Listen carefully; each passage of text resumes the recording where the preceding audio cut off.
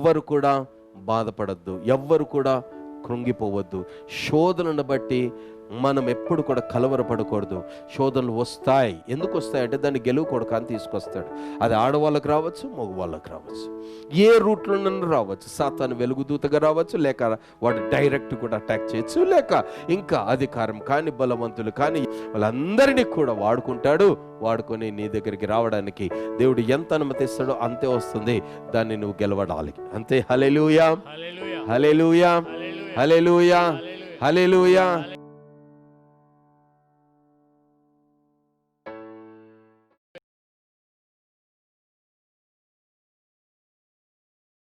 ఇప్పుడు ప్రిన్సిపల్ మాత్రం మీకు ఖచ్చితంగా అర్థమైందని నేను అనుకుంటున్నాను. కనుక నెక్స్ట్ లెవెల్ ఆఫ్ దేవుని ఎక్స్ప్లెనేషన్స్ ఏంటి, అపోస్తలుడైన పౌలు గారు ఏం చెప్తున్నాడు అన్నది మనం ఆలోచన చేస్తాం. చదవండి సార్ 7వ వాక్యం నుండి. అయినను ఆ బలాధిక్యము మా మూలమైనది కాక దేవునిదై ఉండునట్లు మంటి ఘట్టములలో ఈ ఐశ్వర్యం మాకు కలదు. ఎటుపోయినను శ్రమపడుచున్నను, ఎటన్న పోతున్నాడు ఆయన, డైరెక్షన్ లేదు. You have freedom to go. ఎటుపోయినను ఎటన్న పోవచ్చు. You have freedom. ఎందుకు అది? ఆ ఫ్రీడమ్ ఎవరిచ్చినారు? యేసుక్రీస్తు నీకు ఇచ్చినాడు. You have given salvation by God. దేవుడు నీకు రక్షణ ఇచ్చాడు. రక్షణలో ఇచ్చిన రైట్స్ నువ్వు ఎక్సర్సైజ్ చేయి.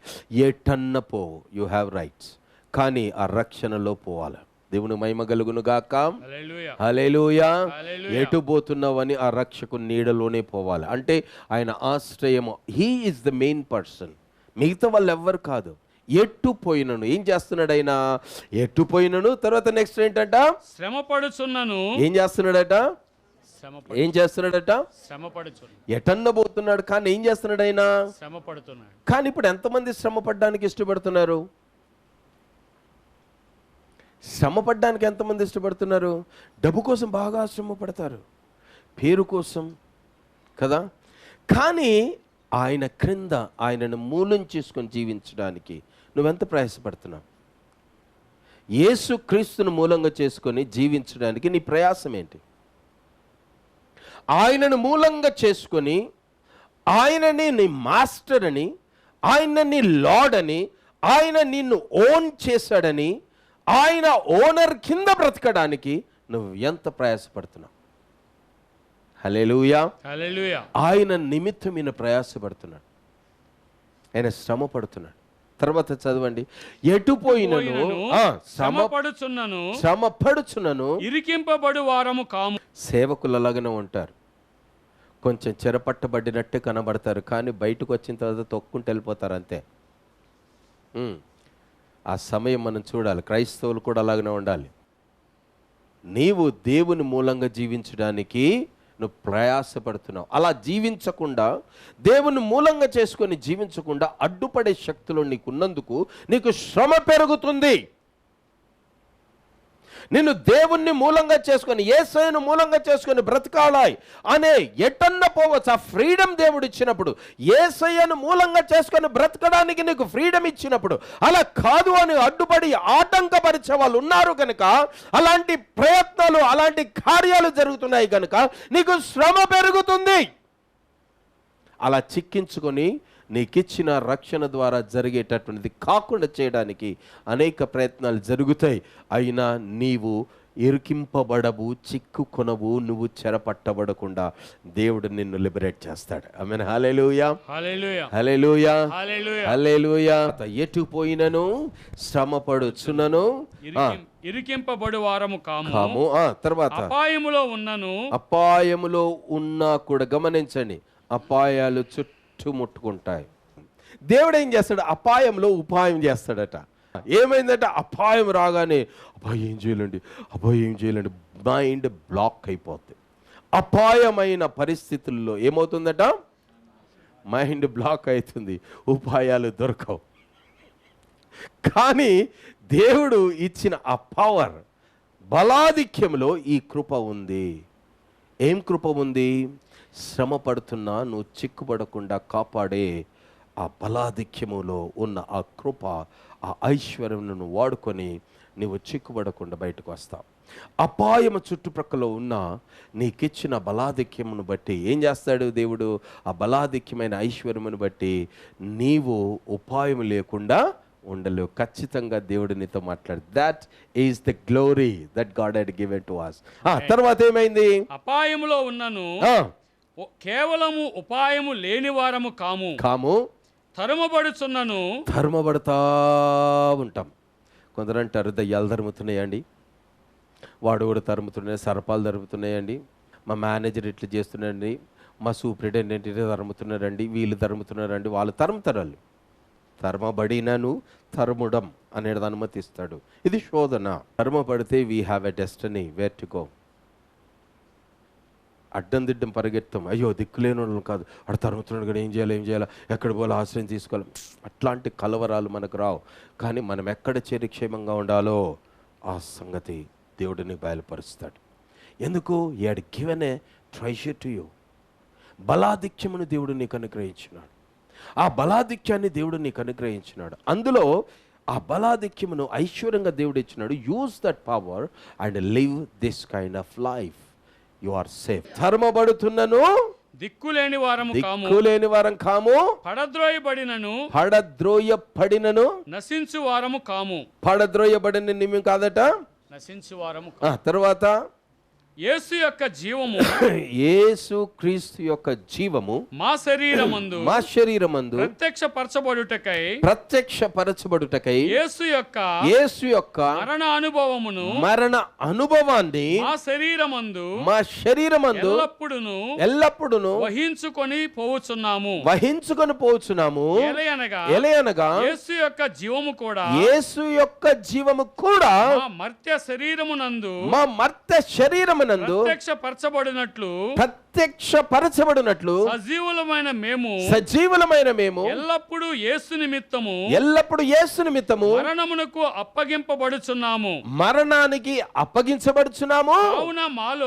కావున మాలో మరణమును మీలో జీవమును అగుచున్నది. ఇప్పుడు గమనించండి, ఇతరులలో జీవం కావాలి, ఈ గొర్రెలందరిలో జీవించాలి అంటే మీ మీదకి వచ్చిన మరణంతో మేము పోరాడాలా? ఈ శరీరంలో రెండు శక్తులు పోరాడతాయి. యేసుక్రీస్తు అనుభవము, మరణానుభవము అనగా పాపము నిమిత్తము, శాపము నిమిత్తము, దైవ విరోధము నిమిత్తము చనిపోవుట అనగా దానితో దైవ విరోధమైన దానితో పోరాడడం అంటే మరణముతో పోరాడడం. ఆమేన్. హల్లెలూయా, హల్లెలూయా, హల్లెలూయా, హల్లెలూయా. దాన్ని చంపేశాడు యేసు ప్రభువు. దైవ విరోధమైన దానిని దేవుడు సిలువకు కొట్టి దానిని చంపేశాడు. అది చనిపోయింది. ఆ తలంపులు, ఆలోచనలు, ఉద్దేశాలు ఇంకనూ మనుషులకు వస్తూ ఉంటాయి. దైవ విరోధమైన తలంపులు, ఆలోచనలు, ఉద్దేశాలు, తీర్మానాలు ఇంకను మనకు వస్తాయి. అది మరణం. అది దేవుడు తన శరీరం అందు కొట్టేశాడు. కనుక ఈ సేవకులు ఏం చేస్తున్నారంటే ఆ శరీరంలో వెంటాడుతున్న ఈ గొర్రెల్లో ఉన్నటువంటి వాటిని అటాక్ చేస్తున్న ఈ చెడ్డ మరణపు తలంపులను వాటి నుండి వెళ్ళగొట్టడానికి వాటితో వీళ్ళు పోరాడుతూ ఉంటారు. అనగా ఆ మరణపు తలంపులు వీళ్ళకి వస్తాయి, వాటిని గెలుస్తూ ఉండాలి. అలాగా క్రైస్తవులు కూడా వారి భాగాన్ని వారు చేసుకుంటూ ఉండాలి. వారి భాగాన్ని మనం చేసుకుంటూ ఉండాలి. నీ గురించి నీ దైవ విరోధమైనటువంటి తలంపుల ఆలోచనలు నీకు వచ్చినప్పుడు వాటిని ఎదిరించడానికి నువ్వు కూర్చోవాలి. నీకు చేత కానప్పుడు సేవకుడు సహాయం చేయడానికి రెడీగా ఉంటాడు. కానీ వాళ్ళు మాత్రము మార్పు చెందరు. కానీ సేవకుడు అన్నీ చేస్తాడంటే కుదరదు. అయినా వాళ్ళు వెనకంజ వేయరు. వారు మరణానికైనా పర్వాలేదు, మీలో తలంపులు, జీవమును గూర్చిన తలంపులు, జీవమును గూర్చిన తలంపులు, జీవమును గూర్చిన తలంపులు, జీవమును గూర్చిన తలంపులు, జీవితం, ఆలోచన, ఆశ, మార్గాలు అన్ని రకాలైనవి జీవముతో కూడినవే నీకు రావాలని వారు ఏం చేస్తారంటే మీ మరణపు తలంపులతో పోరాడి వాటిని తీసివేసి ఈ తలంపులను నింపుతూ ఉంటాడు. This is the responsibility. హల్లెలూయా, హల్లెలూయా, హల్లెలూయా. కీర్తన గ్రంథము 34లో ఒక చక్కని మాటను దేవుడు జ్ఞాపకం చేస్తున్న 34:12 వాక్యం మొదలు చదవమంటున్నాడు ఇక్కడ. బ్రతుక గోరు వాడెవడైనా ఉన్నాడా? ఎవరంట? బ్రతుక గోరు వాడెవడైనా చెప్పండి ఉన్నాడా? అందరూ ఒకసారి. బ్రతుక గోరు వాడెవడైనా ఉన్నాడా? బ్రతకడానికి కోరుకునేవాడు, నేను బ్రతకాలి, నేను బ్రతకాలి, నేను బ్రతకాలి, నేను బ్రతకాలి అని కోరుకునేవాడు ఉన్నాడా? చస్తే బాగుండనండి, ఈ శ్రమలు ఎందుకండి, చస్తే బాగుండనండి, ఆడు చస్తే బాగుండనండి, నేను చస్తే బాగుండనండి, ఈ పరిస్థితి పోతే బాగుండునండి, అది నాశనం అయితే చాలండి, ఇవి కోరుకునే వాళ్ళు ఉంటారు. కానీ బ్రతక కూరువాడు ఎవడైనా ఉన్నాడా? తర్వాత ఏమన్నాడు సెకండ్ వర్స్ లో? మేలును పొందుకుంటూ అనేక దినములు బ్రతుక గోరువాడు ఎవడైనా ఉన్నాడా? మేలు లేకపోయినా పర్వాలేదు, ఇట్లనే దాస్యంలో బతుకుతాను, ఆడిది ఇట్టినా పడతానని కొట్టినా పడతాను, ఈ రకంగా బతకడం అదో బతక అంటున్నాడు దేవుడు. ఇక్కడ కీర్తనకారుడు చెప్తున్నటువంటి మాట, మేలును పొందుకుంటూ బ్రతకడం అన్నది అదొక స్టాండర్డ్ ఆఫ్ లైఫ్. మరణానికి బదులుగా బ్రతకాలి అని కోరుకునేది. ఇది బ్రతకడం మాత్రమే కాదు, మొట్టమొదట బ్రతకాలని కోరుకోవాలి, తర్వాత మేలు పొందుకుంటూ బ్రతకాలి. ఇది నీ కోరిక అయి ఉండాలి, ఇది నీ గురై ఉండాలి, ఇది నీ ఆలోచన అయి ఉండాలి. ఇలా చేయనీయడు సాతానుగాడు, నన్ను బ్రతకనీయడు, అలాంటి పరిస్థితులు తీసుకొస్తాడు. కానీ నువ్వు బ్రతకగోరాలి. వాడు తెచ్చినటువంటి బ్రతకకుండా చేసే పోరాటం ఏదైతుందో దాన్ని అధిగమించి నువ్వు బ్రతకాలి. ఇదొక పోరాటం. తర్వాత మేళ్ళు పొందుకొని బ్రతకాలి, ఎక్కువ దినాలు బ్రతకాలి, దీర్ఘకాలం బ్రతకాలి. మేళ్ళు రానివాడాడు, దీర్ఘకాలం కూడా నిలవనీయడు. కొంతకాలం అలాగ చేసి పట్టేస్తానని అంటాడు, దాన్ని కూడా గెలవాలి. ఇవన్నీ మనము అలాగా చేతులు కట్టుకుని కూర్చుంటే కుదరదు. We have to work for it. దానికోసము మనం పని చేయాలా? ఆమేన్. హల్లెలూయా, హల్లెలూయా, హల్లెలూయా, హల్లెలూయా. తర్వాత 13 ఏమన్నాడు? చెడ్డ మాటలు పలకకుండా. ఒకవేళ ఇప్పుడు ఇక్కడ ఇన్స్ట్రక్షన్స్ ఇచ్చింది, ఎవరైనా బతకాలని కోరితే, మేలు పొందుకుంటూ ఎక్కువ దినాలు బతకాలని కోరుకుంటే ఇలాగ చేస్తే నువ్వు బతుకుతానని అక్కడ కండిషన్స్ చెప్పాడు. చూద్దాం అక్కడ ఏమన్నాడు చూద్దాం. చెడ్డ మాటలు పలకకుండా. పలుకుతే ఏమవుతుంది? పైన ఈ రెండు జరగవు. ఏంటిది? నువ్వు బ్రతకడానికి ప్రయత్నం చేస్తున్నా బ్రతకనివ్వకుండా ఆ చెడు అనేది, చెడ్డ మాటలు అనేది నీ బ్రతుకును తక్కువ చేస్తుంది. చెడ్డ మాటలు నీ బ్రతుకును తగ్గిస్తుంది. సిగరెట్ తాగితేనట 5 నిమిషాల లైఫ్ పోతుందంట ఒక్క సిగరెట్కి. ఒక్క సిగరెట్ తాగితే ఏమవుతుందంట? 5 minutes లైఫ్ నువ్వు పోగొట్టుకుంటావు అన్నట్టు. అలాగా ఒక్క నిమిషం నువ్వు చెడ్డ మాట మాట్లాడినా, ఒక చెడ్డ మాట మాట్లాడితే నువ్వు జీవించవలసిన కాలంలో కొంత వెనక్కైపోతావు. చెడ్డ మాటలు పలకను నేర్చుకుంటే వారి లైఫ్ తక్కువ అవుతుంది. రెండవది, వారికి మేళ్ళు తక్కువ అవుతాయి. మూడవది, దీర్ఘకాలము ఎక్స్టెండెడ్ లైఫ్ నీకు దొరకదు. నీ లైఫ్ ఎక్స్టెండ్ కాదు. సేవకులు కన్నీరు కార్చవచ్చు, సేవకులు ఉపవాసం ఉండవచ్చు, దేవుడి క్షమాపణ కోరి ఎక్స్టెండ్ కావాలని ఎంతైనా కావచ్చు, కానీ అది జరగదు. జాగ్రత్త సుమా, నువ్వు బ్రతకాలి. దేవుడు ఆది కాండములు అవ్వకు ఆదాం కూడా అదే చెప్పు, నీవు తినమని చస్తావు, లేకపోతే నువ్వు బ్రతుకుతావు. హబక్కుకులో చెప్పుడు, నీతిమంతుడు విశ్వాసం మూలంగా జీవిస్తాడు, లేకపోతే చచ్చిపోతాడు. ద్వితీయోపదేశ కాండము 30వ అధ్యాయము 15వ వాక్యం చదువు సార్. చూడుము నేడు నేను జీవమును మేలును మరణమును కీడును నీ ఎదుట ఉంచి ఉన్నాను. అది ఫస్ట్ అన్నమాట. ఏమేం పెట్టాడంట? నేడు నేను జీవాన్ని, మేలును, మరణాన్ని, కీడు. అంటే మరణంతో ఏమొస్తుందట? కీడు వస్తుంది. జీవంతో ఏమొస్తుందట? మేలు. అయితే నువ్వు జీవించాలంటే మేలు ఆటోమేటిక్ వస్తాయి. మేలు జీవం ఎప్పుడు కూడా కలిసే ఉంటాయి. అందుకే ఇక్కడ రాశాడు, బ్రతక కోరువాడు ఉన్నాడా? నువ్వు కోరుకుంటే, నువ్వు మేలు పొందుకునే జీవితం జీవించడానికి నువ్వు ఇష్టపడితే ఇవి రెండే కలిసి వస్తాయి బ్రదర్ అంటున్నాడు. అలా చెయ్యాలనుకుంటే నువ్వు చెడ్డ మాటలు పలకొద్దు. ఇది కండిషన్. దేవుడు అలా పెట్టాడు, దాన్ని ఎవడు మార్చలేడు.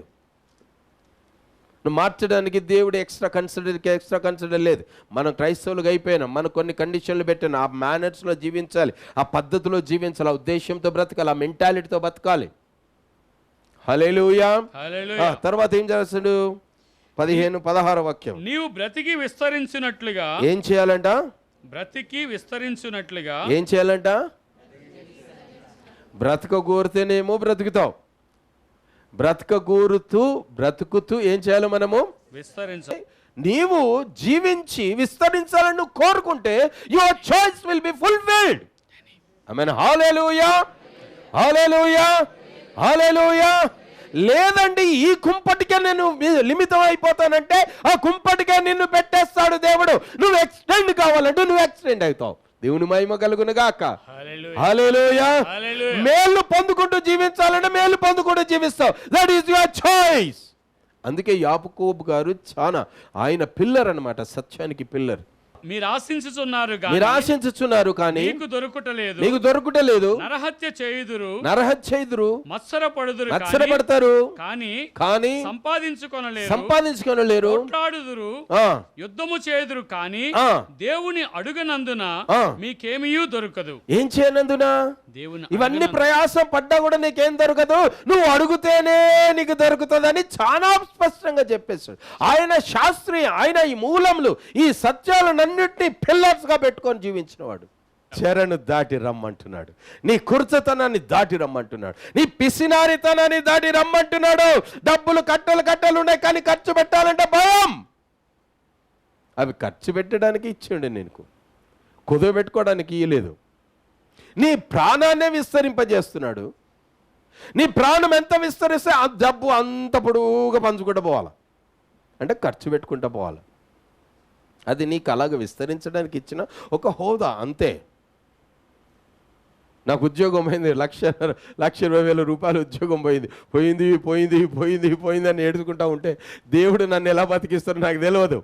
దేవుని మూలం చేసుకొని నేను బ్రతకాలి కనుక నేను ఆ స్టేజ్కి వచ్చేసిన తర్వాత అంత పోయింది అనుకుంటే కష్టం. ఒకడు శ్రీలంకోడు తుర్కోడు, వాడు వాళ్ళ చెల్లె పెళ్లి చేయడానికి డబ్బులు కావాలన్నారు.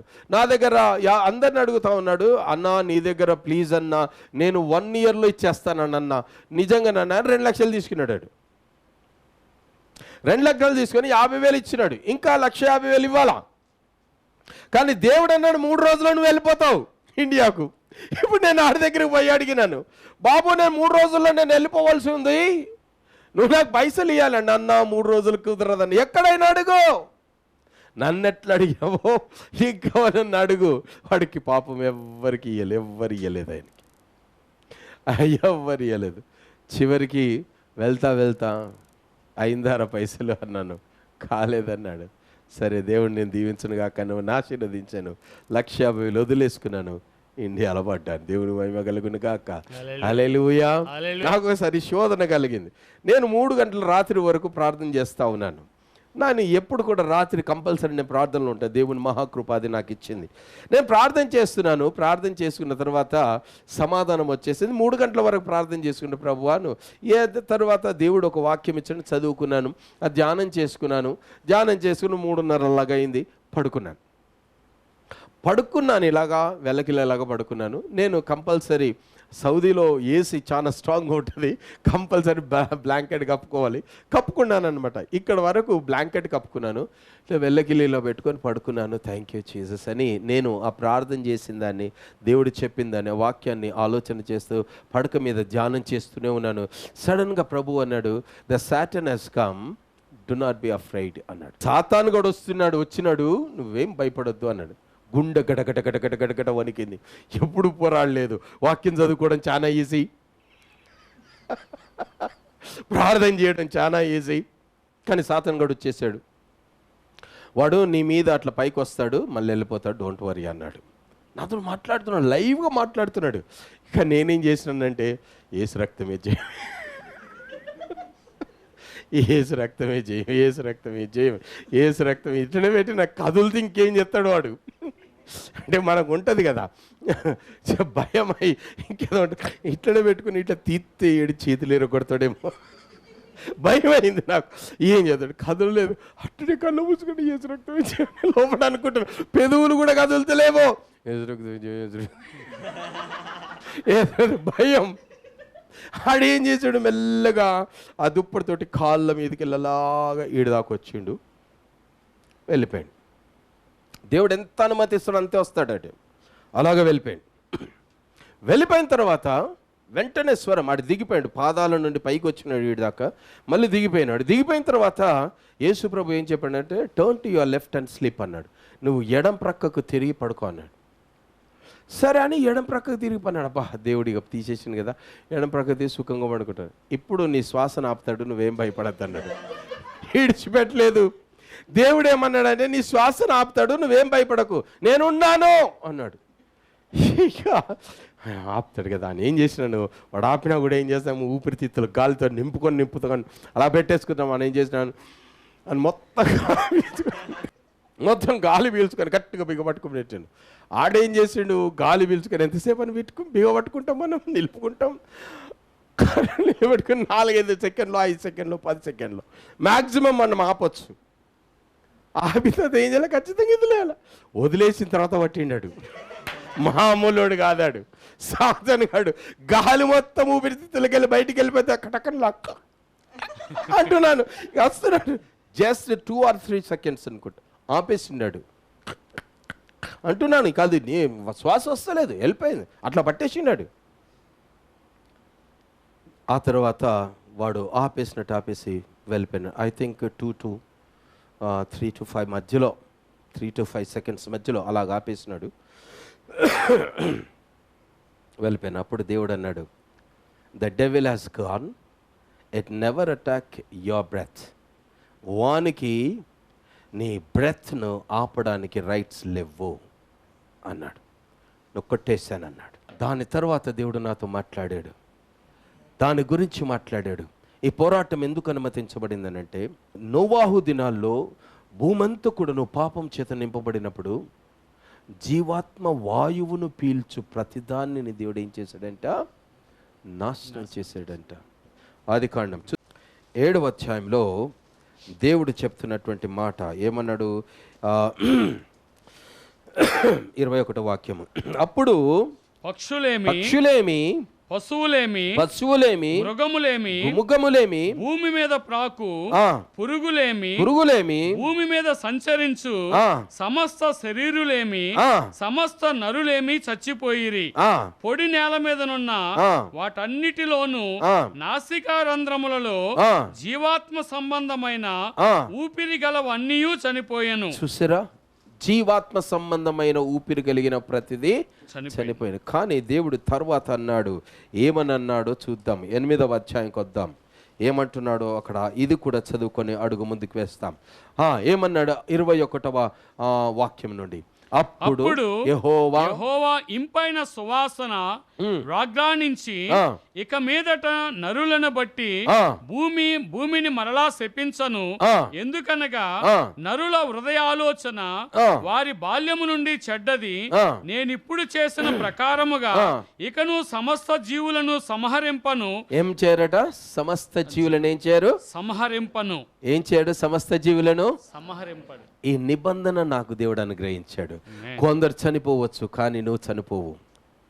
పాపమును, ఎవడు పాపమును బట్టి నేను జంతువులను పశువులను దీన్ని శపించినట్టు, అనగా కామన్గా ఏదైతే జరుగుతుందో అందులో నువ్వు ఇన్వాల్వ్ కావు. ఆమేన్. హల్లెలూయా, హల్లెలూయా, హల్లెలూయా. భూమి మీద జీవాత్మ సంబంధమైన ఊపిరి కలిగిన వాటిని అన్నిటి కామన్గా నేను ఎట్లా చంపేశాను, నాశనం చేసిన ఆ కామన్ డిస్ట్రక్షన్స్లో నువ్వు చేర్చబడవు. కారణం ఏంటంటే, నేను నీ శ్వాసను నేను ఎన్నడూ కూడా ఆపను. ఆమేన్. హల్లెలూయా. కామన్ డిస్ట్రక్షన్ నీకు రాదు అని దేవుడు ఆ రోజు మాట్లాడాడు. మనము ఆ రకమైన రైట్స్ని సంపాదించుకోవడానికి పోరాటం ద్వారా గెలుచుకొని సంపాదించుకోవాలి. అది జీవించగోరువాడు ఉన్నవాడైతే, అది మేళ్ళు పొందుకుంటూ జీవించగోరువాడైతే you have to practise that. ఇప్పుడు సాతానుగాడు నన్ను ఆత్మను, నా జీవాత్మ సంబంధమైనటువంటి వాయువును ఆపడానికి మనకి రైట్స్ లేవు కనుక నేనేం చేస్తాను, జీవిస్తూ ఉంటాను. ఆమేన్, హల్లెలూయా.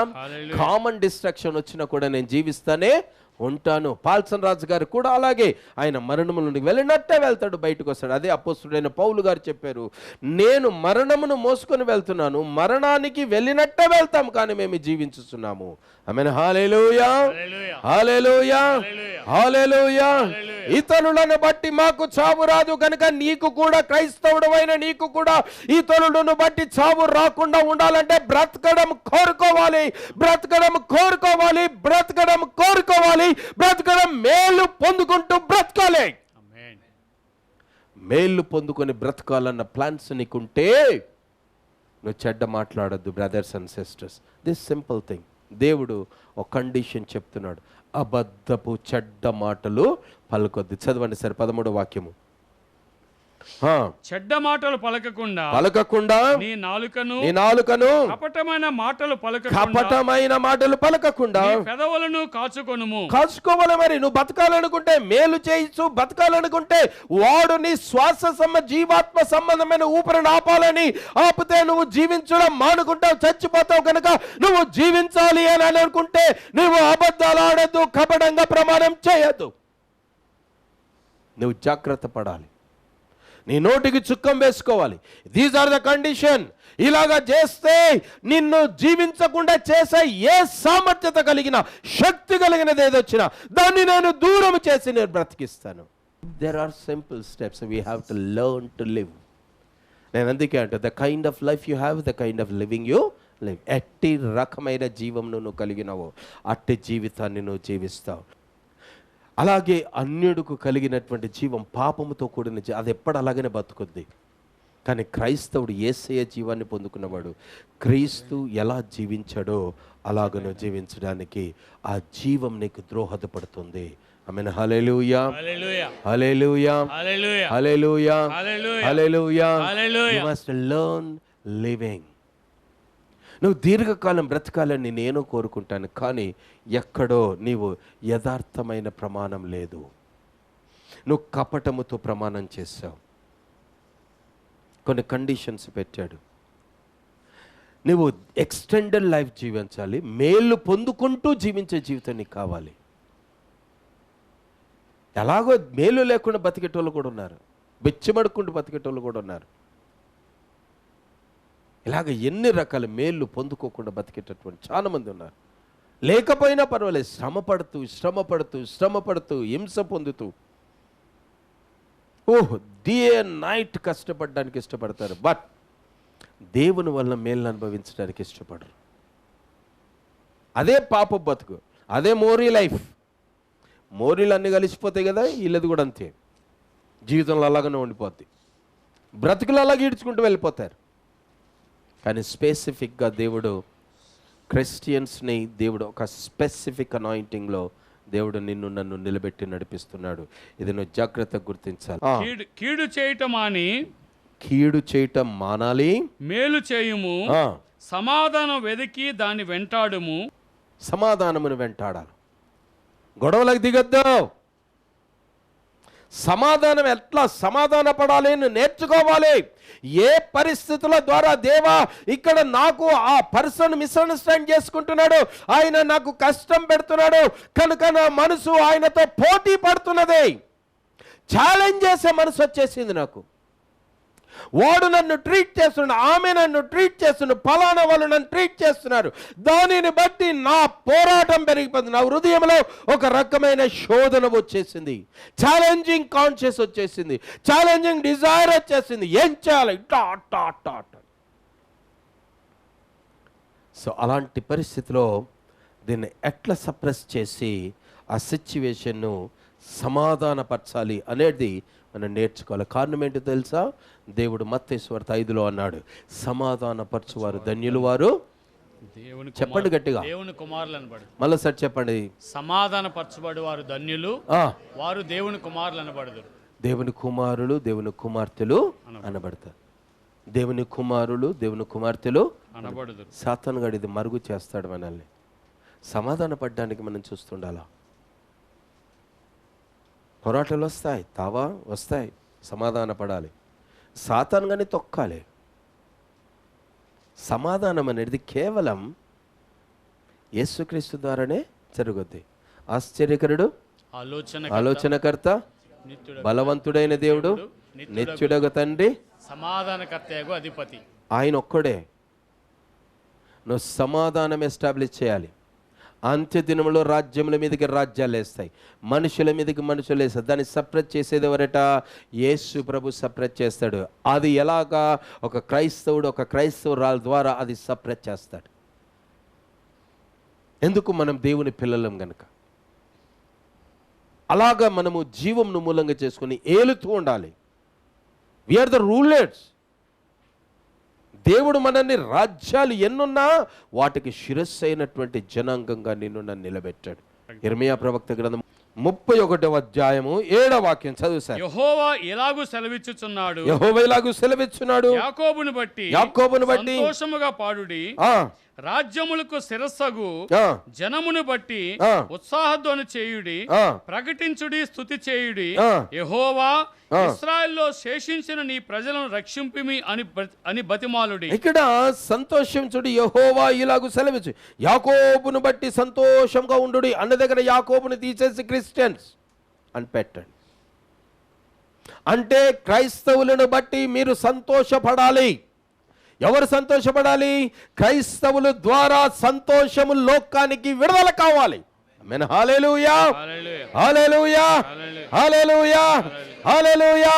క్రైస్తవుల ద్వారా సంతోషము లోకములో విస్తరించడానికి నువ్వు పాత్రగా వాడబడాలా. నువ్వు ఎలుక కూర్చోకూడదు, ఇర్రెస్పాన్సిబిలిటీగా నువ్వు జీవించద్దు. క్రైస్తవుల మీద చాలా పెద్ద బాధ్యత మోపబడింది. దేవుడు నీ ద్వారా ఎలాగ ఏలుతున్నాడు, నిన్ను ఎలాగ విక్టర్గా వాడుతున్నాడు, ఎలాగ దేవుని రాజ్యపు పాత్రగా నిన్ను వాడి ఓ పరిస్థితిని మార్చేస్తున్నాడు అనేది నువ్వు చూచగలుగుతావు. దేవుని మహిమ కలుగునుగాక. హల్లెలూయా. కనుక ఇప్పుడు ఏం చేయాలి? సంతోషము క్రైస్తవుల ద్వారా భూమి మీద విస్తరించాలి. కనుక దొంగతనం చేస్తే దొరుకుద్దా? అబద్ధం ఆడుతవుతుందా? ఏమి కీడు చేస్తే అవుతుందా? ఓని దన్నుత అవుతుందా? సమాధానాన్ని విడిచిపెట్టేసి గొడవలు దిగి అని సంపెస్త అవుతుంది అంటవా? వాడి నాశనం అవుతుంది. ఇది జరగదు బ్రదర్స్ అండ్ సిస్టర్స్ అని చాలా స్పష్టంగా ఆయన 34వ కీర్తనలో చెప్తూ ఉన్నాడు. నువ్వు ఇవి వెంటాడితే నీకు దీర్ఘకాలపు ఆయుష్ ఉంటుంది, నీకు మేళ్ళు కూడా ఏమాత్రం కూడా తగ్గవు, నువ్వు కంటిన్యూ అవుతానే ఉంటావు. You will see really God's blessings you will see అని దేవుడు చెప్తున్నాడు. దేవునికి మహిమ కలుగునుగాక. హల్లెలూయా. తర్వాత చదవండి సార్. ఏమన్నాడు? కీడు చేయుట మాని మేలు చేయము, సమాధానమును వెతికి వెంటాడము. యెహోవా దృష్టి నీతిమంతుల మీద ఉన్నది, ఆయన చెవులు వారి మొరలకు ఒగ్గి ఉన్నవి. చూసారా? నీతిమంతుల మీద దృష్టి ఉంది, కానీ మొర్ర పెడితేనే వింటా. అన్నా ఎవ్వరికి వినబడకుండా పెదవులు మాత్రమే కనబడుతుంది. ఏంటా అని విన్నాడంట. ఏం స్వరం విన్నాడు? హృదయములోని స్వరము దేవుడు వినగలిగినాడు. లోకంలో ఎవ్వరు కూడా అన్న స్వరము వినలేదు. కనుక నువ్వు అడగాలి, తప్పనిసరిగా ప్రార్థన చేయాలి. ఓ నీతిమంతుడా, యేసయ్య రక్తములో కడుగబడి యేసయ్యనే నీకు నీతిగా ఉన్నటువంటి ఓ దేవుని బిడ్డ, క్రైస్తవుడా, క్రైస్తవురాలు అయిన నువ్వు నీతిమంతురాలివి కావచ్చు, నువ్వు నీతిమంతుడా కావచ్చు, అయినా నువ్వు అడగకపోతే ఎవ్వరు కూడా యేసు ప్రభువుకు ఇవ్వడు. ఎందుకంటే నీ తట్టు చూస్తూనే ఉంటాడు. నువ్వు కష్టపడతావురా, ఓ అమ్మా నువ్వు కష్టపడతావు, ఓ అయ్యా నువ్వు కష్టపడతావు, నువ్వు అడుగు, నీ కష్టం నుండి తప్పుకోవడానికి అడుగు అంటాడు. అడిగేదాకా నీతిమంతుడు మొర్రపెట్టాలి, దేవుడు వినాలి, దానికి ప్రతిఫలము ఇవ్వాలి. దేవా దేవా దేవా నువ్వు ఉంటే చాలు, ఇది లేకపోయినా పర్వాలేదంటే ఇది జగనే పోతుంది, ఉన్నది కూడా ఊడిపోద్ది. ఆయన ఏం చేయాలి? ఉన్నది నిలబెట్టు నిలబెట్టు నిలబెట్టు నిలబెట్టు నిలబెట్టు నిలబెట్టు, దాన్ని ఆపుతున్న శక్తి నేను ఓడించాలి ప్రభువా అని ఆయన నడుము కొట్టుకుని నిలిపితే దాన్ని దొక్కేసి బయటికి వస్తాడు. ఒక కోటీశ్వరుడు అతను రియల్ ఎస్టేట్ బిజినెస్ చేసేటోడు. కోట్లు ఉన్నాయి. ప్రార్థన చేసినప్పుడల్లా 1000 రూపాయలు ఇచ్చేవాడు. ఆయనకు నాకు పైసలు ఇవ్వాలని వాళ్ళకి ఇష్టం. 1000 రూపాయలు ఇచ్చేవాడు, 1000 రూపాయలు ఇచ్చేవాడు, 1000 రూపాయలు ఇచ్చేవాడు. వారానికి 1-2 సార్లు వచ్చేవాడు. ఇచ్చినా కూడా ఆ 2 సార్లు ప్రార్థన చేసినా 2000 వస్తున్నాయి. నేను తీసుకుపోయి చర్చి డబ్బాలు వేసేవాడిని, నా పాకెట్లో పెట్టుకోకుండా చర్చి డబ్బాలు వేసేవాడిని. కారణం ఏంటి? ఓ ప్లాన్ ఉంది దేవునికి. 15-20 కోట్ల వరకు ఆయనకు ఉన్నటువంటి ఆస్తి, రియల్ ఎస్టేట్ బిజినెస్. ఎగ్జాక్ట్లీ సంవత్సరం తిరిగేసరికి, అన్న పెట్రోల్కు పైసలు ఇవ్వన్నా 500 రూపాయలు ఇవ్వవా అని వచ్చాడు. ఏమని వచ్చినాడు? అన్న పెట్రోల్కు పైసలు ఇవ్వన్నా 500 రూపాయలు ఇవ్వవా అని అంటే, నేను ఒక్కసారి విచిత్రం అనిపించింది. అవును, the time has come, I must extend my hand. గమనించండి, ఈ డబ్బు ఎంత పిచ్చిదంటే, ఈ హోదాలతో బతకడం ఎంత శాపగ్రస్తమైన బ్రతకంటే, మనం ఎప్పుడు కూడా లోకపు హోదాలతో బ్రతుకుతుంటే దేవునికి ఏదో చేయాలి చేయాలి చేయాలి చేయాలి, నేను ఇచ్చేవానుగా ఉండాలి కానీ నేను పొందుకొనవానుగా ఉండద్దు అన్నటువంటి ఓ పరిస్థితులు తీసుకొస్తాడు. ఇట్ మీన్స్ దేవుడు ఇచ్చేది నీకు ఇవ్వకుండా నీ హోదాను నువ్వు అడ్డు పెడుతుంటావు అన్నమాట. దేవుడు అనుగ్రహం నీ ఒడిలోనికి రావాలంటే నువ్వు ఖాళీగా ఉంటావు. నువ్వు ఖాళీగా ఉన్నప్పుడే దేవుని అనుగ్రహం నీ ఒడిలో పోస్తాడు. ఉన్నది ఉన్నది ఉన్నది ఉన్నది అని ఎంతున్నది నువ్వు చేసుకుంటే నువ్వు ఉన్నది ఇస్తావు, అంతే.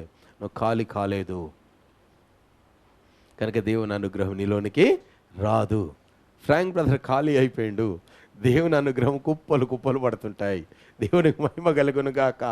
నేను దేవుని అనుగ్రహం కోరుతానే ఉంటాను, దేవుని దగ్గర పొందుకోవాలని కోరుతాను నేను. ఆమెన్. హల్లెలూయా, హల్లెలూయా. కనుక హోదాలలో సెటిల్ అయినోడికి ఎవరికి కూడా హోదా రాదు, దేవుని యొక్క అనుగ్రహము దొరకదు. అది ఖర్చు పెడుతూ ఉంటే, ఇచ్చువాడు మేలు చేస్తూ ఉంటే అది ఖర్చు అవుతూ ఉంటుంది. ఖర్చు అవుతూ ఉంటే ఏమవుతుంది?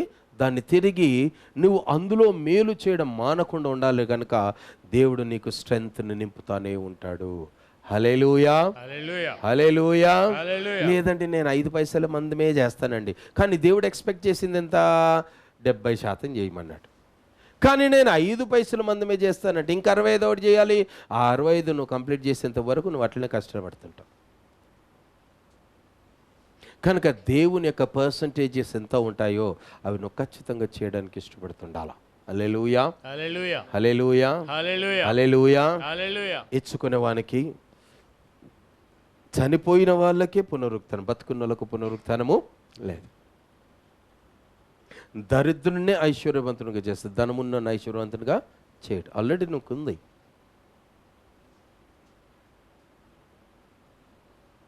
కండిషన్స్ ఉన్నాయి మరి అక్కడ. ఒంటరోడు అయితేనే 1000 అవుతారు, లేకపోతే కారు. ఎన్నిక లేని వాడిగా ఉంటేనే బలమైన జనంగా అవుతావు, లేకపోతే కాదు. Conditions are there. ముడుచుకుంటావా? ముడుచుకో, నథింగ్ టు వరీ. నాకేమనిపించదు. కష్టాలు పెరుగుతాయి, హింసలు పెరుగుతాయి, శ్రమలు పెరుగుతాయి. ఇంకెంతకాలం ఇంకెంతకాలం ఇంకెంతకాలం ఇంకెంతకాలం చేస్తా చేస్తా చేసుకొని బతుకుతా చేసుకొని బతుకుతా అంటే నీ శారీరక శక్తి మీద నువ్వు ఆధారపడుతున్నావు, కానీ దేవుని అనుగ్రహం మీద నువ్వు ఆధారపడడం లేదు. కనుక your physical strength always is a week person. నీ మనసు మాత్రం చేయాలని ఉంటుంది, చేయలేని బలహీనలు పడిపోతావు. ఎప్పుడైతే నువ్వు అనుగ్రహం పొందుకుంటావో ప్రభు అప్పుడే చేస్తారు. అందుకే అపోస్తలుడైన పౌలు గారు చెప్పింది ఏంటంటే, నన్ను బలపరిచిన వాని యందు నేను సమస్తమును చేయగలను. కనుక నేను చేయగలుగుతా అని శారీరక శక్తులను నువ్వు నమ్ముకొని నువ్వేం చేయలేవు. దేవుడు నిన్ను బలపరిస్తే చేస్తాను అనాలా. దేవుడు నిన్ను బలపరిస్తేనే చేస్తాను అనాలా.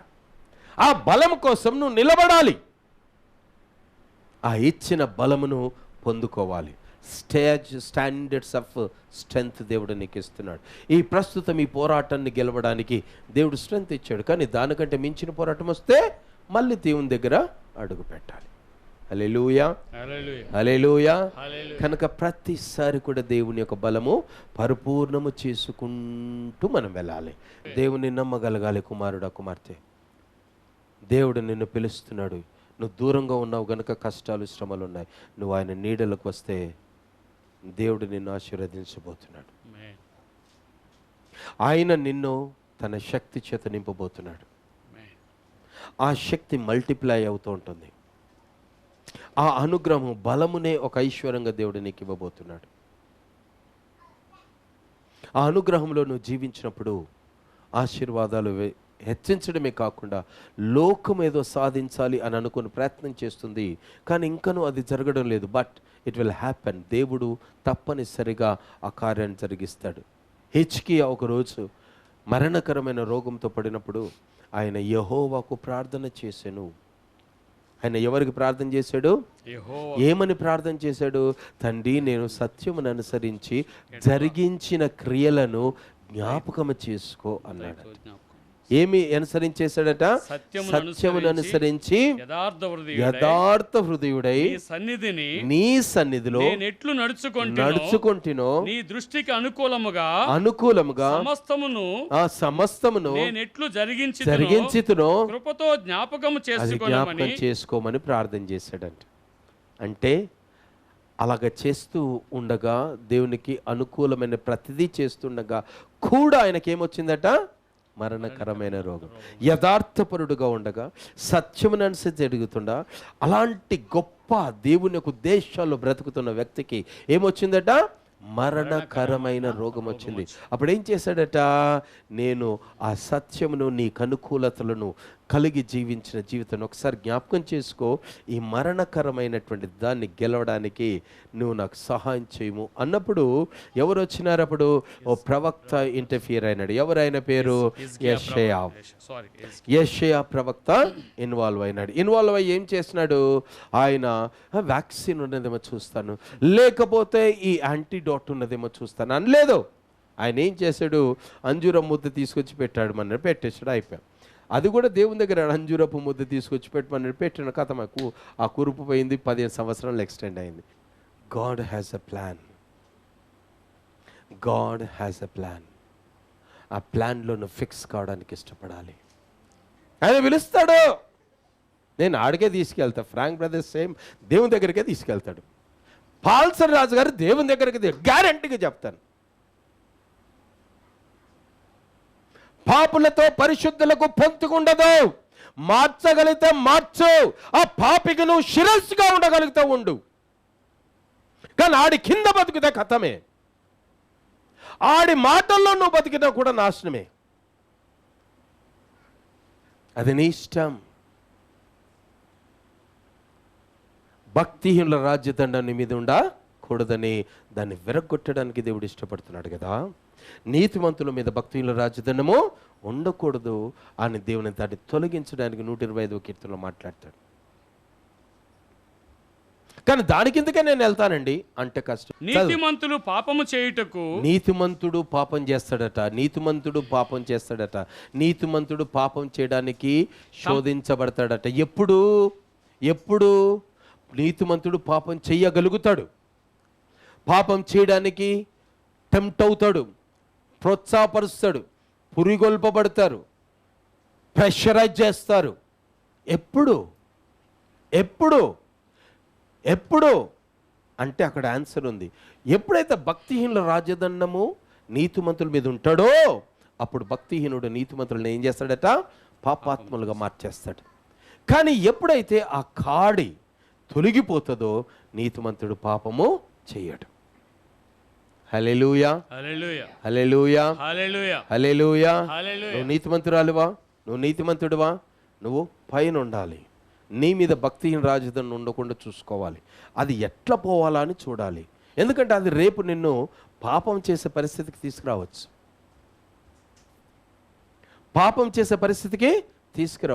పాపాల్లో నేను చాలాసార్లు చెప్పాను, పాపాల్లో నీ గురించి నేను విజ్ఞాపన చేయటం మానుకుంటే నేను పాపినైతాను అన్నాడు.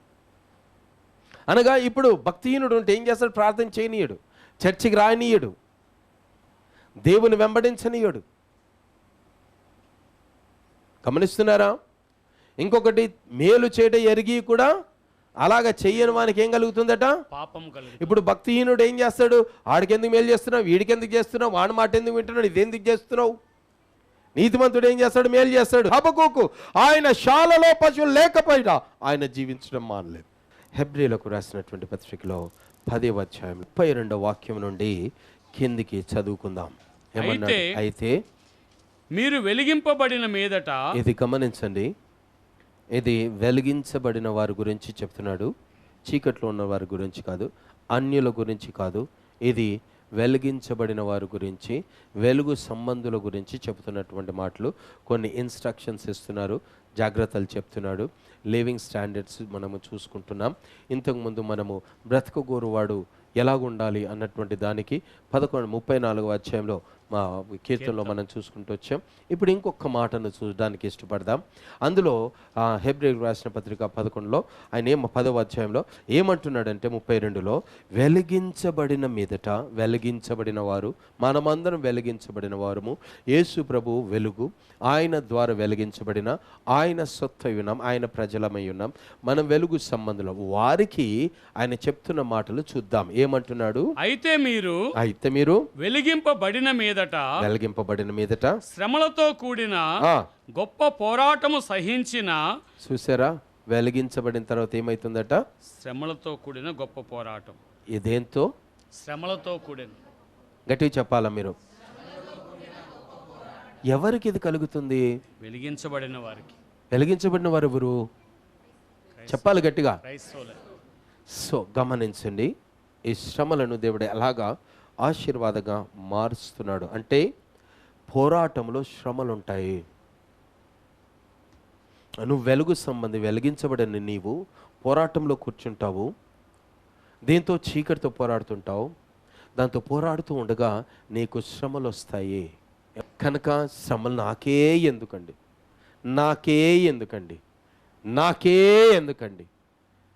వాళ్ళు మంచిగా ఉంటారు, వాళ్ళు బాగుంటారు, నాకు మాత్రమే కష్టం. ఎందుకు నాకు ఒక్కదానికే ఎందుకు? నన్నే ఇట్లా టార్గెట్ చేసి ఎందుకు? నువ్వు వెలిగించబడిన బిడ్డవు. దేవునికి మహిమ కలుగును గాక. నువ్వు పోరాడుతుంది చీకటితో, ఆ చీకటితో పోరాడుతుంటే ఏమవుతుందట? శ్రమలు వస్తున్నాయి. బ్రదర్స్ అండ్ సిస్టర్స్, వాళ్ళ గురించి మాటలు మాట్లాడుతున్నాడు. మనకు కూడా శ్రమలు వస్తాయి. ఏమంటున్నాడో చూద్దాం. శ్రమలు, పోరాటము సహించిన పూర్వ దినములను ఏం చేయాలంట? జ్ఞాపకము తెచ్చుకొనుడి. కొందరికి ఇప్పుడు జరుగుతుంటాయి, కొందరికి ఆల్రెడీ జరిగిపోయినాయి, జ్ఞాపకం చేసుకుంటారు. తర్వాత ఏమవుతుందో చూద్దాం. నెక్స్ట్ వర్స్ చదవండి. ఒక విధంగా చూస్తే మీరు నిందలను బాధలను అనుభవించుట చేత 10 మందిలో ఆరడి పడితిరి. ఏమేం జరిగిందంట? 10 మందిలో ఆరడి పడ్డారు. తర్వాత చదవండి అక్కడ. మీరు ఒక విధంగా చూస్తే, మీరు ఒక విధముగా చూచితే మీరు నిందలను చెప్పండి. నిందలను తర్వాత బాధలను. ఎంతమందికి వస్తున్నాయి నిందలు? వెలిగించబడిన బిడ్డలకు నిందలు వస్తాయి, శ్రమలు వస్తాయి, పోరాటం వస్తుంది, బాధ కలుగుతుంది. ఇది అపోస్తలుడైన పౌలు గారు చెప్తున్న మాట. ఇవి రావు అని కాదు, వస్తాయి. ఎందుకు వస్తాయి? నువ్వు వెలుగు సంబంధివి, నువ్వు చీకటితో పోరాడుతున్నావు, దాన్ని అధిగమించడానికి వస్తున్నావు. నీకు అత్యధికమైన బలమునిచ్చాడు, ఐశ్వర్యంగా ఆ బలమునిచ్చాడు. ఆ బలమును వినియోగపరుస్తూ, ఐశ్వర్యముని వినియోగపరుస్తూ వీటిని గెలవాల్సిన అవసరం ఉంది. ఆ దినములను, పూర్వ దినములను జ్ఞాపకం చేసుకోవాలి. పూర్వ దినములు జ్ఞాపకం చేసుకున్నప్పుడు, ఆ శ్రమ పడుతూ పోరాడుతున్నప్పుడు ఆ సహించిన ఆ సహనము యొక్క శక్తిని గుర్తు చేసుకోమంటున్నాడు. ఏం గుర్తు చేసుకోమంటున్నాడు? సహనపు శక్తిని. ఆ ఫస్ట్ వర్స్ చదవండి మీరు ఒకసారి చదివి. అయితే మీరు వెలిగింపబడిన మీదట శ్రమలతో కూడిన గొప్ప పోరాటము సహించిన. ఏం చేశారంట వాళ్ళు? సహించారు. గట్టి చెప్పండి. సహించారు. సహనం ఇస్ ద పవర్. సహనం అనేది డివైన్ పవర్. హల్లెలూయా. కనుక ఆ శ్రమలలో సహనము ద్వారా వాళ్ళు ఏం చేస్తున్నారంట? ఆ పూర్వ దినములలో ఆ శ్రమలు, ఆ పోరాటమును గెలిచిరి. They exercise a power. వారు ఒక శక్తిని, దేవుడిచ్చిన సామర్థ్యతను వారు వాడారు. ఆ సామర్థ్యత ఏంటంటే సహనం. ఆ సహనము ద్వారా 2 రకాలైన వాటిలో నుండి వారు గెలిచి బయటపడ్డారు. ఏంటది? వారికి వచ్చిన శ్రమలను సహించారు. పోరాటాన్ని వాళ్ళు ఏం చేశారంట? సహనము ద్వారా కాపాడుకున్నారు. లూకా సువార్త 21:19 వాక్యము. మీరు మీ ఓర్పు చేత మీ ప్రాణములను దక్కించుకొందురు. మీ ప్రాణములను ఏం చేస్తారంట? దక్కించుకొందురు. అంటే ఓర్పులో అంత పవర్ ఉందన్నమాట. నీ ప్రాణాన్ని నువ్వు కాపాడుకోగలిగినంత పవర్ అందులో ఉంది. ఎదిరించడం కాదు, సమాధానమును వెంటాడాల. సమాధానం కోసము కొన్నిసార్లు ఈ ఓర్పు పనిచేస్తుంది. కొన్నిసార్లు కట్టుకోబోట నడుకుడే ఉంటుంది. ఎప్పుడు ఎక్కడ ఎలా ఆపరేట్ చేయాలి, ఏ శక్తిని ఆపరేట్ చేయాలి అనేది దేవుడు మనకు చెప్తూ ఉంటాడు. కనుక ఇక్కడ అపోస్తుడైన పౌలు గారు హెబ్రీయులకు రాసిన పత్రికలో, మీరు ఆ శ్రమలతో కూడి వెలిగించబడినందుకు మీకు వచ్చిన శ్రమ, మీకు వచ్చిన పోరాటం, దాన్ని సహించి అంటే సహనము ద్వారా దాన్ని గెలిచి నిలిచిన ఆ ఉద్దేశాలను, ఆ పూర్వ దినాలను నువ్వేం చేయమన్నాడు? జ్ఞాపకం చేసుకో. ఆ పవర్ నీలో ఉంది. సహనమును కోల్పోతే ఇరిటేషన్ వస్తుంది, కోపం వస్తుంది, పగ వస్తుంది, చాతకాంతనం వస్తుంది, వీక్నెసెస్ వస్తాయి. కలహం వద్దంటాడు, కలహం అవసరం లేదంటాడు, దాన్ని తొలగించుకుంటే బాగంటాడు. కొట్లాడుకోవడానికి ప్రయత్నం చేయదు, నిందించుకోవడానికి ప్రయత్నం చేయదు.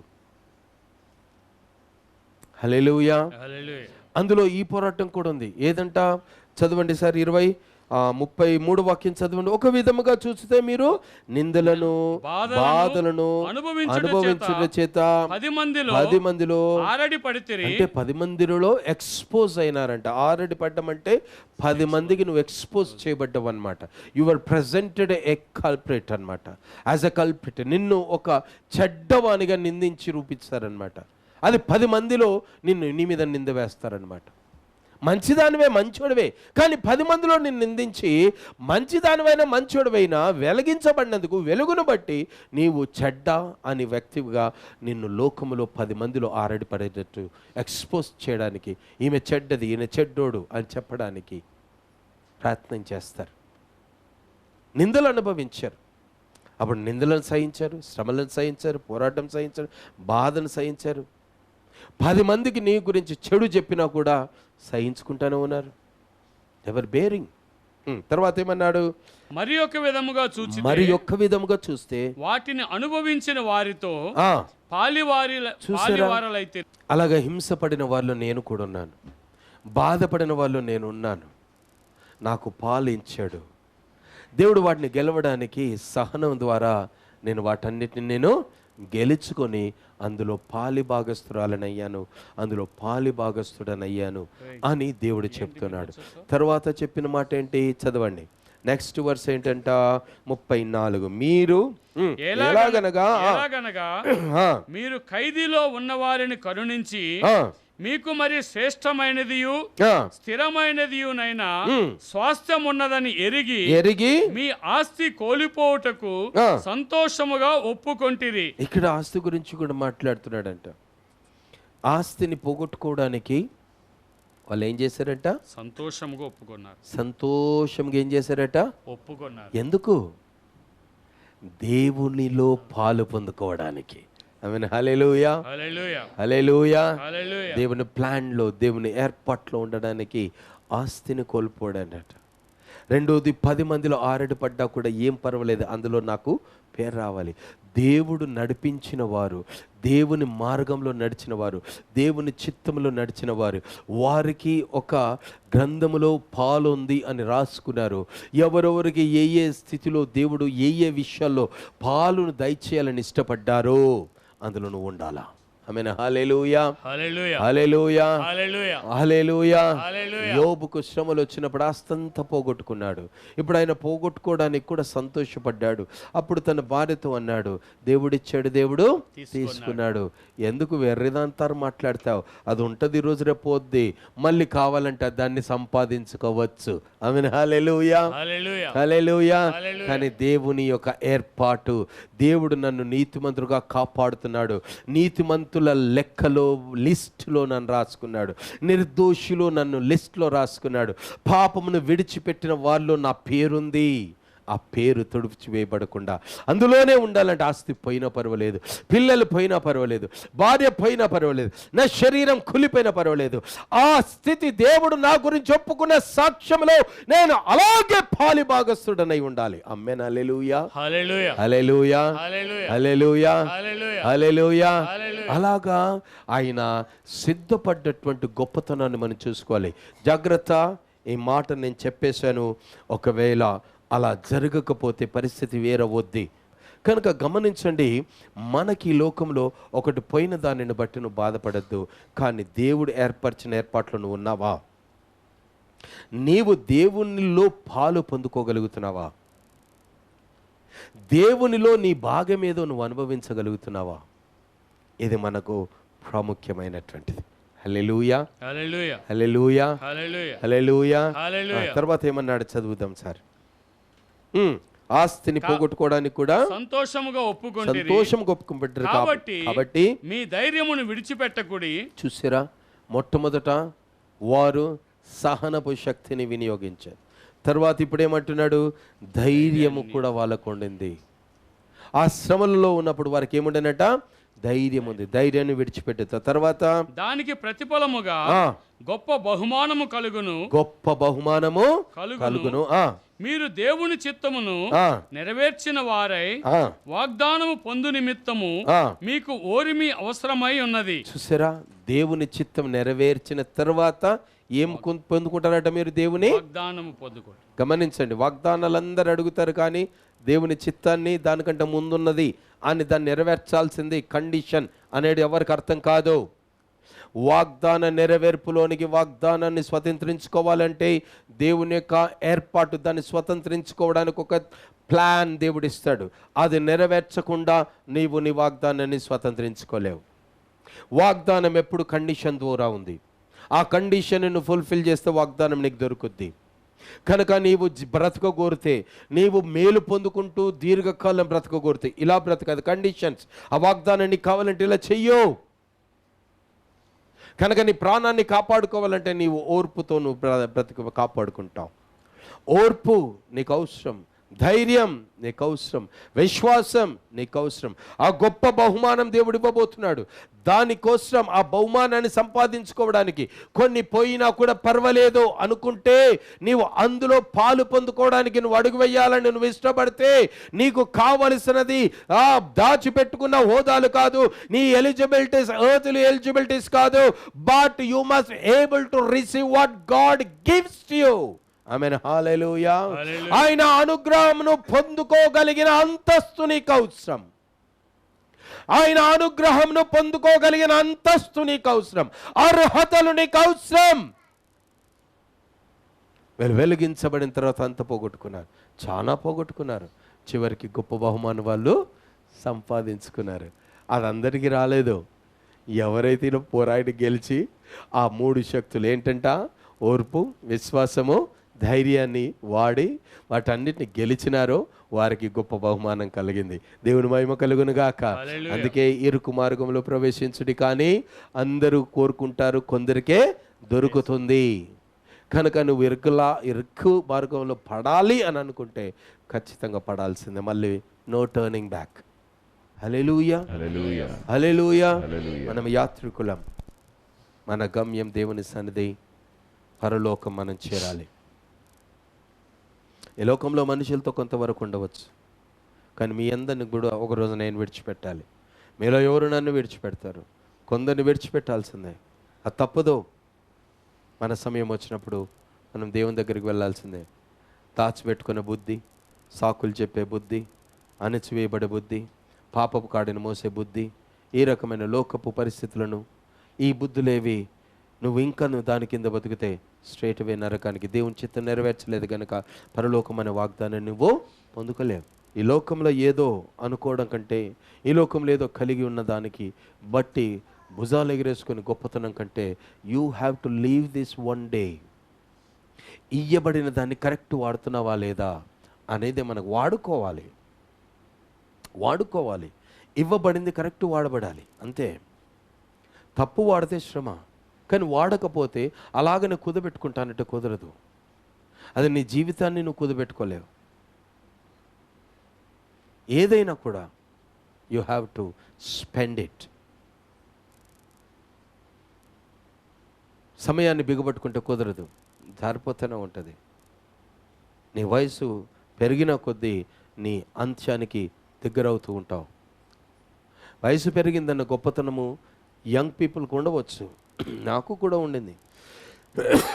కానీ ఎప్పుడైతే క్రీస్తు కాడిని మోస్తున్నానో అప్పుడు అనిపించింది, ఈ వయసులో నేను 30వ సంవత్సరం క్రీస్తును దగ్గరికి అయిపోయాను, కాడిని బాధ్యత తీసుకున్నాను.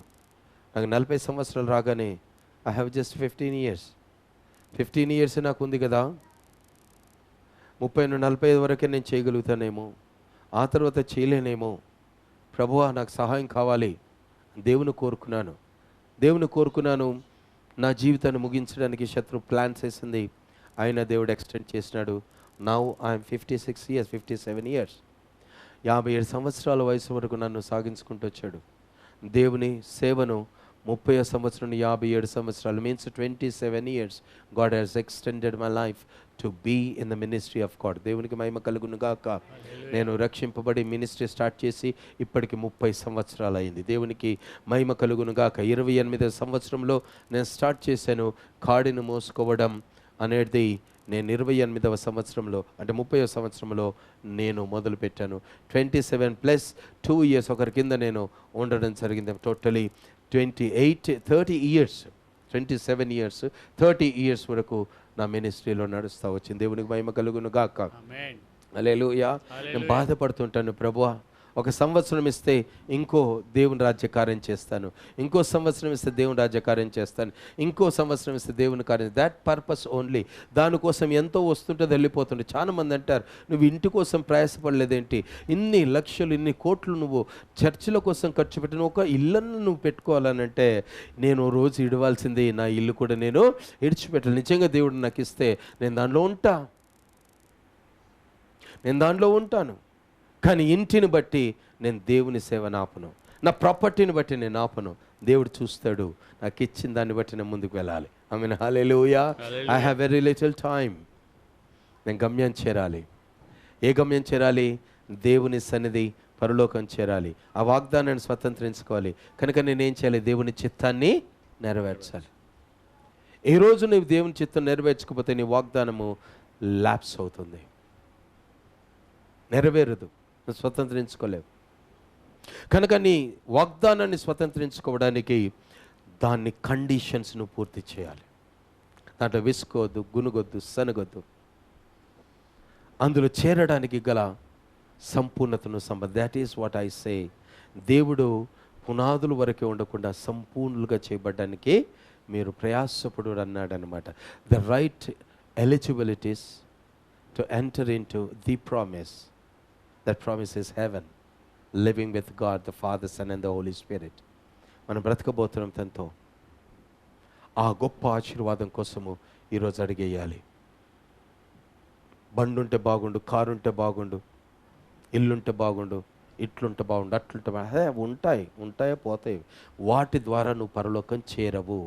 వాటి దగ్గర నువ్వు లాక్ అవుతున్నావు అనంటే, అక్కడ నువ్వు లాక్ అయినావు అని అంటే ఇట్ మీన్స్ నువ్వు దేవుని చిత్తం చేయడంలో ఆగిపోయినావు, వెనకంజ వేయబడ్డావు. కనుక నీకు వాగ్దానాలు దూరం అయిపోతాయి. తీసుకుంటావు, చిట్టీలు తీసుకుంటావు, వాక్యం చదువుకుంటే ఈ వాగ్దానం అంటావు. కానీ నెరవేరాలి అనంటే దాన్ని ఓ క్రమములో సంపాదించుకోవాలి.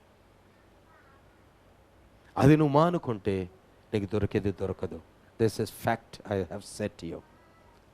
కనుక నువ్వు ఒక దాంట్లో పాలు భాగస్తులు. దేవుడు కొందరికి కొన్ని రకాలు ఇస్తాడు. మోషను పవర్ మినిస్ట్రీ కోసం వాడు, ఇక మిగతా వారిని వాడలేదనంటే ప్రతి సేవకుడు కూడా పవర్ మినిస్ట్రీలో వాడబడుతున్నాడు. కనుక శక్తితో మనం ముందుకు వెళ్ళడానికి ఇష్టపడుతూ ఉండాలి. అంతేకాకుండా క్రైస్తవుడు అన్నవాడు అన్యునికి శిరస్సు. పాపాన్ని మనకు అధికారంగా పెట్టుకోదు. We cannot seek permission from the sinner. పాపాత్ముని దగ్గర, అన్యుని దగ్గర పర్మిషన్ తీసుకోవాలని దేవుడు మనకేమీ చెప్పలేదు. We are free to do anything. నువ్వు ఎక్కడికి వెళ్ళినా అన్నాడు, వెలిగించబడి నువ్వు ఎక్కడికి వెళ్ళినా అన్నాడు. You have right given by that light of life. ఆ జీవము ద్వారా, జీవపు వెలుగు ద్వారా నువ్వు ఎక్కడ ఏం చేయడానికి రైట్స్ ఉన్నాయి. ఎక్కడో పర్మిషన్ తీసుకోవాలని, పాపం దగ్గర పర్మిషన్ తీసుకోవాలని దేవుడు చెప్పాడు. You are not under the sin. దేవుడు అలాగనే కోరాడు. నువ్వు ఫలించమన్నాడు, అభివృద్ధి చెందమన్నాడు, విస్తరించమన్నాడు, భూమిని నిండించమన్నాడు, దాన్ని లోపరచమన్నాడు. నాకు భార్య ఉంది కానీ భార్యను బట్టి నేను ఆగను. పిల్లలు ఉన్నారు, పిల్లల్ని బట్టి నేను ఆగను. నాకు పలుకుబడి ఉంది, పలుకుబడిని బట్టి నేను ఆగను. నేను ఎక్కడ ఉండాలో దేవుడు ఏం చెప్తున్నాడో అందులో నేను పాలిభాగస్తుడనై ఉండాలి. హల్లెలూయా. కన్నీరు కార్చే వాళ్ళు నేను ఉండాలంటే ఉంటాను. ఉపవాసం ఉండే వాళ్ళు ఉండాలంటే ఉంటాను. ప్రార్థన చేసే వాళ్ళు ఉండాలంటే ఉంటాను. అక్కడ ఉండడానికి నేను కొన్ని దాటుకుంటూ వెళ్ళాలి. దేవుడు నాకు బయలుపరుస్తుంటాడు. అందులో వెళ్ళడానికి మనం ఇష్టపడాలా. కనుక గమనించండి, కఠినమైన దినాలు మనం చదువుకున్నాం. తిమోతికి రాసిన 2వ పత్రిక 3వ అధ్యాయంలో అంటాడు, అపాయకరమైన దినాల్లో మనం చుట్టాలుగా ఆవరించుంటాయి. అందులో పాపంలో పడకుండా, అపాయంలో పడకుండా ఉపాయమును కలిగిన వారమై దాని నుండి విడిపించబడిన ఆ సామర్థ్యతను, మనము యోగ్యులుగా చేయబడిన ఆ గొప్పతనాన్ని పొందుకోవడానికి దేవుని అడిగి దేవుని చిత్తం నెరవేర్చిన వారమై ఉండి దాన్ని స్వతంత్రించుకొని విక్టర్స్గా బతకాలని దేవుడు ఈరోజు నీతో నాతో మాట్లాడుచున్నాడు. హల్లెలూయా. కనుక చుట్టుప్రక్కలంతా డేంజర్ ఉంది, ఇంకా ముందుకు డేంజర్ కావచ్చు. ఇప్పుడు రోగాలు మాత్రమే ఉన్నాయేమో, ముందు దరిద్రత కూడా రావచ్చు. ఆల్మోస్ట్ నాకు చూపించాడు. నేను మీకు చాలాసార్లు చెప్పాను, 3 సంవత్సరాల ముందు చెప్పాను కరువు వస్తుందని. ఎలాగొస్తుందో ఎవరికి తెలియదు. ఇప్పుడు కరోనా తీసుకొచ్చినాడు, కరువు స్టార్ట్ అయిపోయింది. ఉన్నదాన్ని బట్టి మనము కొంచెం దూరం వెళ్ళాలి. ఎందుకు? కరువు ఉంది. కరువు అంటే రిటర్న్స్ రావన్నమాట. ఉన్న దాంట్లో బ్రతకాలి. ఉన్న దాంట్లో 100లో బతుకమంటే 100లో బతుకు, కానీ ఒక 90లో బతికి ఇంకో 10 దాచిపెట్టుకుంటాను అనే చిడ్డ బుద్ధి ఉన్నదనుకో, you will lose your life. 100 ఖర్చు పెడితేనే ఆ దినము ఆ పరిస్థితికి సాల్వ్ అవుతుందంటే ఖర్చు పెట్టాలంతే. అలాగా బ్యాలెన్స్డ్ లైఫ్లో మనం ముందు వెళ్ళడానికి వెళ్ళాలి. క్రైస్తవ్యముకు, సంఘానికి, సంఘ సేవకులకు, దేవుని రాజ్యం కొరకు ఓ రకంగా లోకంలో ఉన్నటువంటి పోరాటంలో ఓ రకంగా ఈ రెండింటిని బ్యాలెన్స్ చేసుకుని జీవించడం మనం నేర్చుకోవాలి. అటు కృపా సన్నిధి దేవుడు మనందరికీ దయచేయునుగాక. చెప్పబడిన లేఖనానుసారమైనటువంటి ఆధిక్యత, బలముతో కూడిన ఆధిక్యత మనందరికీ దేవుడు దయచేయునుగాక. ఆయన నామము బలమైనది, మనల్ని ఆవరించి కీడు నుండి తప్పించునుగాక. అందరము బలము పొందుకొని దేవుడు బలపరిచిన దాని యందు సమస్తమును నెరవేరుస్తూ విజయవంతులుగా దేవుడు మనల్ని దీవించునుగాక. ఆమేన్. ప్రేమ స్వరూపుడమైన తండ్రి, రక్షకుడు యేసుక్రీస్తు ప్రభువా, నా దేవా, మా దేవా, నీవు మాకు ఇచ్చిన నీ కృపను జ్ఞాపకం చేసుకునొచ్చు. ప్రభు, మీరు మాతో మాట్లాడిన ప్రతి మాటను మా జీవితంలో నెరవేర్చగల శక్తిమంతుడు యేసయ్యా, నీ రక్త శరీరంలో పాలు పుచ్చుకోవడానికి ముందు మా హృదయాలను సిద్ధపరచుట, అంతేకాకుండా పరిస్థితులు ఏదో కఠినంగా ఉంది కానీ దాన్ని గెలవడానికి నీవే బలమని నువ్వు మాతో మాట్లాడిన మాటను మేము విశ్వసించి ఈరోజు సెలవించిన లేఖనాన్నంతటిని బట్టి మేము జీవించే జీవితం మాకు దయచేయండి. ప్రభువా, సత్యం చెప్పాను, చెప్పిన తర్వాత చెయ్యను అనంటే దానికి క్షమాపణ లేదు కానీ శిక్షణ ఉందని చెప్పాను. కనుక అలా జరగకుండా మీరు సహాయం చేయండి. బిడ్డలను కాపాడండి, కట్లు తెంపండి ప్రభువా. వారిని నీవిచ్చిన అధికార అర్హతలతో జీవించే జీవితం వారికి దయచేసి దాటుకొని నేను మహిమపరచే భాగ్యం దయచేయమని ప్రభువా, సమాధానమును వెంటాడు బిడ్డలుగాను మేలు చేయట గురించి, అబద్ధం ఆడకుండా జీవించే జీవితం గురించి, ప్రభువా మేలు పొందుకుంటూ జీవించే జీవితం గురించి నువ్వు మాట్లాడిన మాటను నెరవేర్చమని ప్రభువా, అలాంటి ఆశ కలిగి, ఆసక్తి కలిగి జీవించే జీవితం నాకు మా అందరికీ దయచేయమని యేసుక్రీస్తు నామములో ప్రార్థన తడిగి పొందుకొని ఉన్నాను తండ్రి. ఆమేన్.